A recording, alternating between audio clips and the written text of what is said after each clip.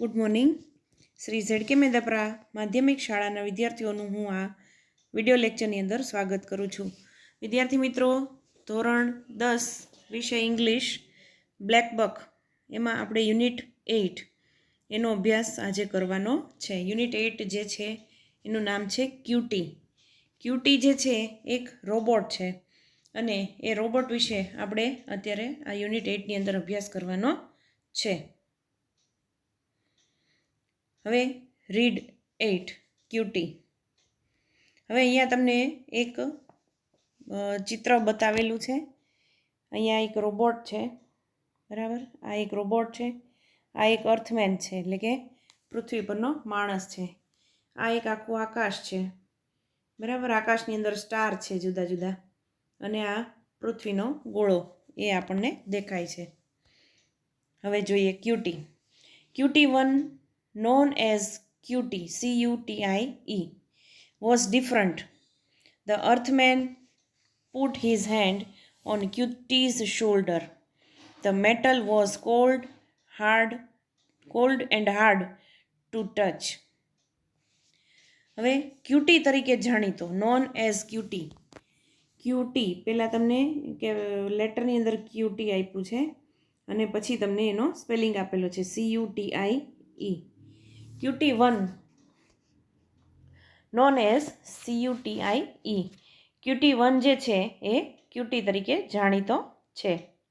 Was different, તે જુદો હતો. ક્યુટી 1 જે છે કે જે ક્યુટી તરીકે જાણીતો, ક્યુટી 1 જુદો હતો. Was different. The earthman put his hand. Earthman એટલે કોણ? તો કે અર્થમેન એટલે પૃથ્વી પરનો માણસ, એટલે કે માનવ. પૃથ્વી પરના માણસે એના ખભા ઉપર હાથ મૂક્યો. ક્યુટીઝ શોલ્ડર, ક્યુટીના ખભા ઉપર હાથ મૂકેલો છે. On Cutie's shoulder, on his shoulder. જો અહીંયા આપણે જોઈ શકીએ છીએ કે આ અર્થમેન છે, એણે અહીંયા એનો હાથ જે છે આ ક્યુટીના શોલ્ડર પર અહીંયા મૂકેલો છે, બરાબર. આપણને ચિત્રમાં દેખાય છે. ક્યુટીના ખભા ઉપર એણે હાથ મૂક્યો છે. અને ક્યુટી જે છે એ મેટલનો બનેલો છે. મેટલ એટલે ધાતુ. મેટલ એટલે ધાતુ. તો ધાતુ જે છે એ કેવી છે? તો કે કોલ્ડ એન્ડ હાર્ડ, એકદમ ઠંડી અને કઠણ હતી. Hard two touch. Hard two touch એટલે સ્પર્શીએ આપણે એને, કોઈ પણ ધાતુને આપણે અડીએ તો એ ધાતુ જે છે એ કઠણ દેખાય એવી ટચ, એવી હાર્ડ હતી. સ્પર્શ કરતા અથવા તો એને અડતા એ ધાતુ ઠંડી અને કઠણ લાગતી હતી. હવે આગળ cutie, he said, I will explain something to you. You are the first robot who had asked, who am I?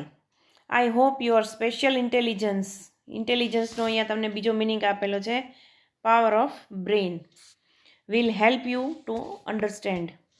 હવે અર્થમેન જે છે એ ક્યુટીને કહે છે કે ક્યુટી એમ કરીને તેણે શરૂઆત કરી. હી સેડ, એણે બોલવાની શરૂઆત કરી. ક્યુટી, હું તને કંઈક સમજાવીશ, એમ કે I will explain something. I will explain something, હું તને કંઈક સમજાવું છું. Explain something to you. પછી શું કહે છે આગળ? તો કે you are the first robot who had asked who am I. હું કોણ છું? હુ એમ આઈ, એવો પૂછનાર તું પહેલો રોબોટ છે.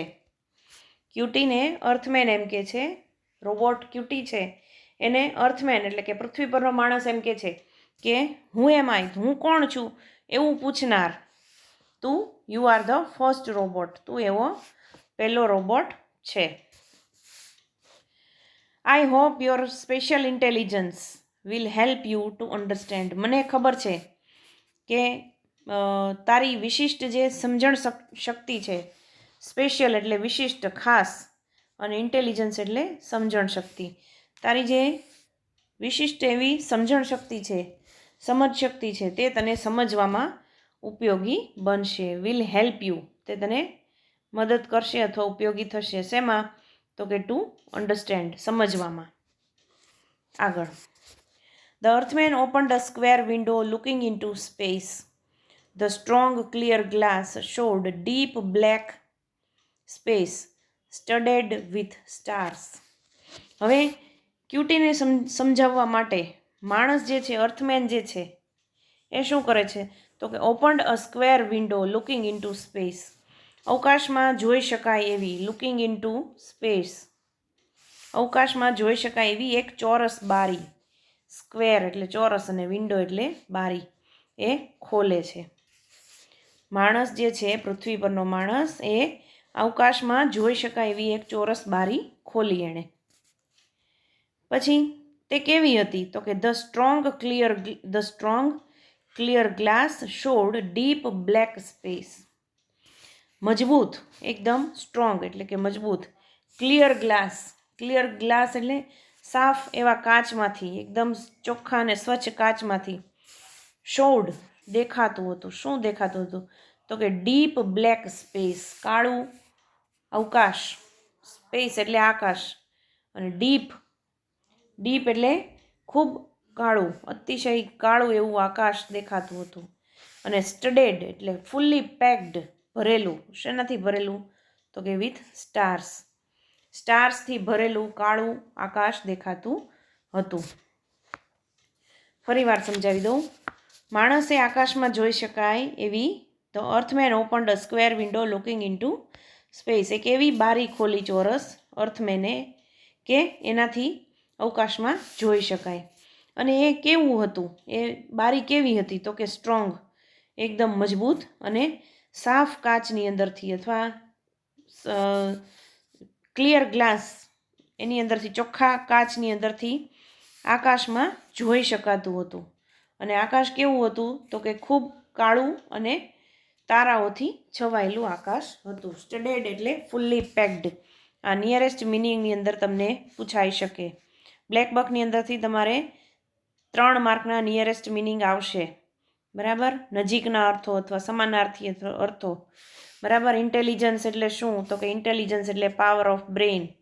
આવા બધા શબ્દો જે છે એ તમારે યાદ રાખવાના. આગળ,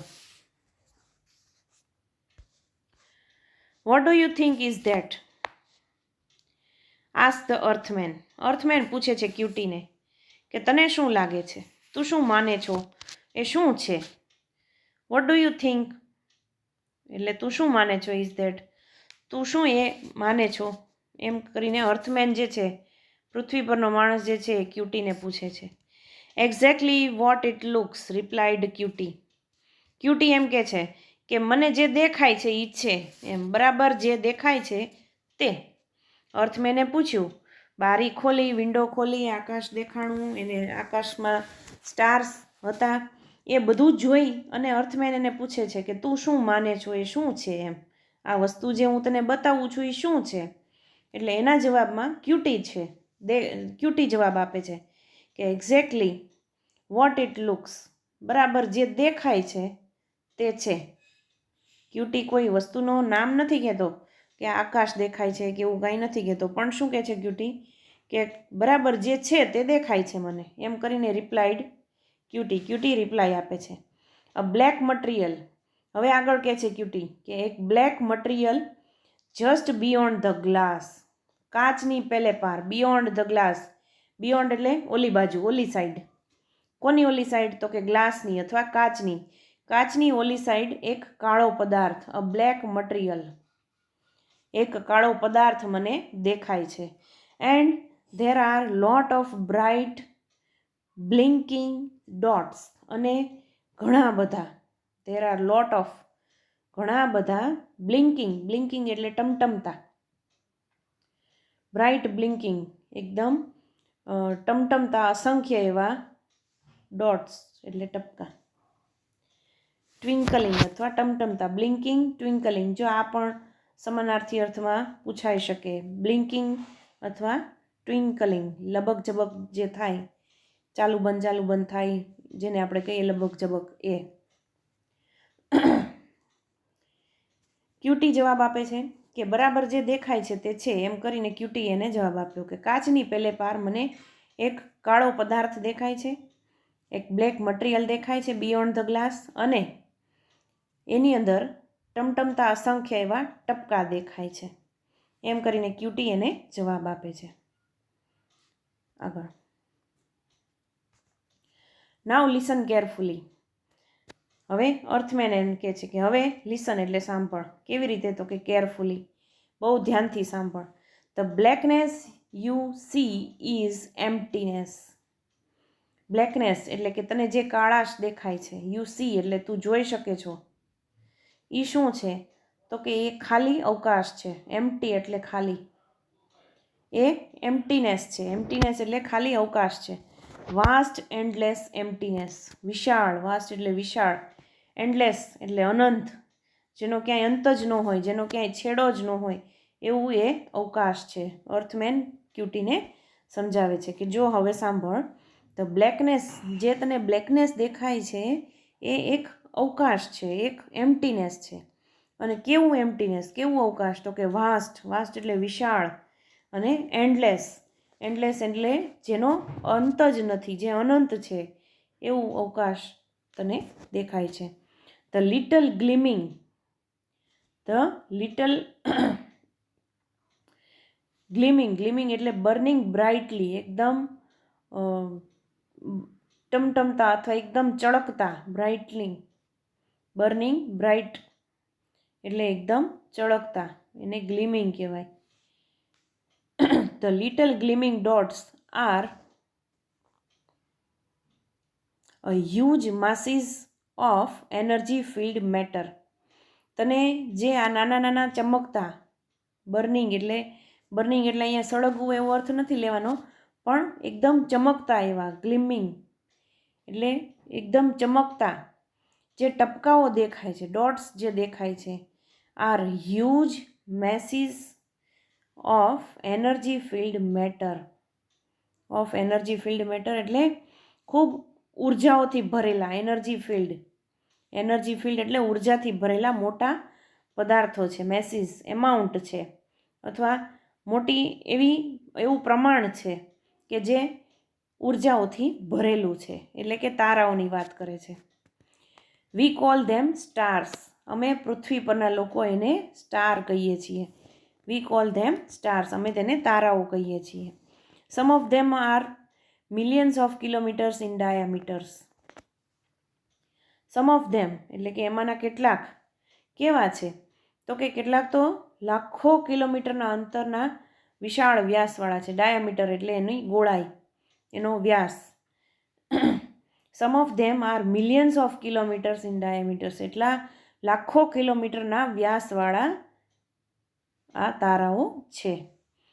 the space station where we are now is only 1 kilometre in diameter. અત્યારે જે આપણે સ્પેસ સ્ટેશન ઉપર છીએ, ધીસ સ્પેસ સ્ટેશન એટલે કે આ સ્પેસ સ્ટેશન, જ્યાં અત્યારે આપણે છીએ, where we are now is only, તે ફક્ત 1 કિલોમીટરના ડાયામીટરવાળું છે. અત્યારે જે સ્પેસ સ્ટેશન ઉપર આપણે છીએ, એ સ્પેસ સ્ટેશન જે છે એ 1 કિલોમીટરના વ્યાસવાળું છે. એના કરતાં તો આ બધા સ્ટાર્સ જે છે એ મિલિયન્સ ઓફ કિલોમીટર્સ ઇન ડાયામીટર્સ એટલે કે લાખો કિલોમીટરના વ્યાસવાળા છે. એટલે કે તારાઓ અહીંથી આપણને નાના દેખાય છે, પણ તે ખૂબ મોટા છે. The dots seems tiny because they are so far off. The dots એટલે કે જે ટપકા, સીમ એટલે દેખાય છે, ટાઇની એટલે એકદમ નાના. જે ટપકા જે છે એકદમ નાના દેખાય છે, એનું કારણ છે બીકોઝ કે they are so far off, તેઓ ખૂબ જ દૂર છે. ખૂબ જ અંતરે હોવાથી અથવા ખૂબ દૂર હોવાથી આપણને એ ટપકાઓ નાના દેખાય છે. Some of this dots are not stars but they are planets. એમાંના કેટલાક તો તારાઓ પણ નથી. એમાંના કેટલાક ડોટ જે છે, કેટલાક ટપકાઓ જે છે એ સ્ટાર્સ નથી, પણ શું છે? ધે આર પ્લેનેટ્સ, કેટલાક ગ્રહો છે. તેઓ ગ્રહો છે. કેટલાક જે છે એ તારાઓ નથી, પણ કેટલાક તો ગ્રહો દેખાય છે. Worlds that human beings live on, અને કેવા ગ્રહો કે જ્યાં માનવ વસવાટવાળા વિશ્વો, વર્લ્ડ્સ એટલે વિશ્વ, કેવા વિશ્વો તો કે the human being live on, કે જ્યાં માણસો વસવાટ કરતા હોય એવા ગ્રહો છે. The one you can see in the bottom right hand corner of the window is our own planet. બારીમાંથી નીચેની જમણી બાજુ ખૂણામાં તું જુએ છે. જો the one you can see એટલે તું જોઈ શકે છે. યુ કેન સી ક્યાં તો કે ઇન ધ બોટમ, બોટમ એટલે નીચેના ખૂણામાં, બોટમ રાઇટ હેન્ડ જમણી બાજુ નીચેના કોર્નરની અંદર ખૂણામાં બારીમાંથી તું જોઈ શકે છે. ઇઝ અવર ઓન પ્લેનેટ, તે આપણો પોતાનો ગ્રહ છે. એટલે કે પૃથ્વીની વાત કરી. અર્થમેને રોબોટને પૃથ્વી વિશે સમજાવ્યું છે કે જો બારીમાંથી નીચે જમણી બાજુના ખૂણામાં તું જે જુએ છે તે શું છે તો કે તે શું જુએ છો તો કે તે આપણો પોતાનો ગ્રહ છે. એટલે કે એણે પૃથ્વીની વાત કરી. ગુડ ઓલ્ડ અર્થ, ગુડ એટલે કે ખૂબ પુરાણી પૃથ્વી, ગુડ ઓલ્ડ અર્થ, ખૂબ જ જૂની જે આપણી અર્થ છે, પૃથ્વી છે તે છે. મોર દેન 6 બિલિયન્સ એટલે કે 100 crore human beings live there. Cutie Earthman સમજાવે છે ક્યુટીને કે આપણી જે આ પૃથ્વી છે, ખૂબ પુરાણી પૃથ્વી, એની ઉપર 100 કરોડ એટલે કે લગભગ 6 અબજ કરતાં પણ વધારે લોકો વસવાટ કરે છે. 6 બિલિયન, મોર દેન 6 બિલિયન એટલે કે 6 અબજ કરતાં પણ વધારે હ્યુમન બીઇંગ્સ એટલે કે માણસો, લીવ ધેર એટલે કે ત્યાં વસવાટ કરે છે. એમ કરીને ક્યુટીને એ સમજાવે છે. વિદ્યાર્થી મિત્રો, આપણે આ લેસનની અંદર આજે અહીં સુધી જ રાખીએ છીએ. હવે આની પછીના લેક્ચરની અંદર આપણે ફરી પાછા ક્યુટીના આ લેસનમાં પાછા આપણે મળશું. ત્યાં સુધી આ લેક્ચર આપણે પૂર્ણ કરી દઈએ. Thank you.